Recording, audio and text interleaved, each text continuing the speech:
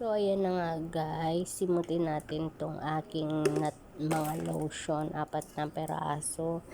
Lotion ko yan for how many months na.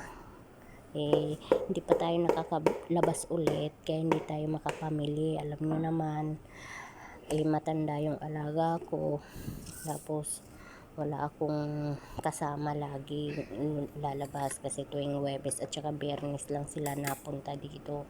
Kaya wala akong kasama lumabas kahit anong oras. Kaya yan, magsimot-simot muna tayo ng ating lotion.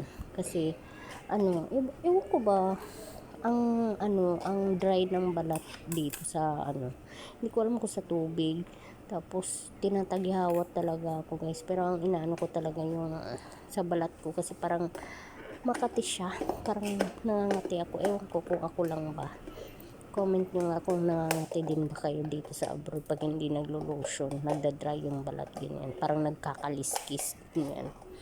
So yan, hindi kasi ako basta-basta pwedeng lumabas para bumili ng mga gamit ko sa katawan. Kaya minsan nagta-timing lang din talaga ako pag pumunta yung madam ko dito.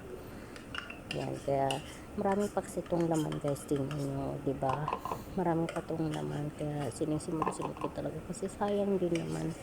5 reals din yun, no? Kahit nasabihin ng libre tayo ng amo natin, kailangan din natin dumiskarte kasi kagaya nyo sa akin, hindi naman ako basta-basta nakakabili.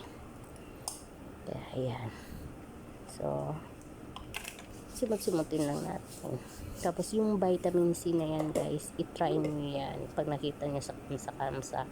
Ang bango at saka ang sarap sa balat. Kaya ayan, salamat sa panonood.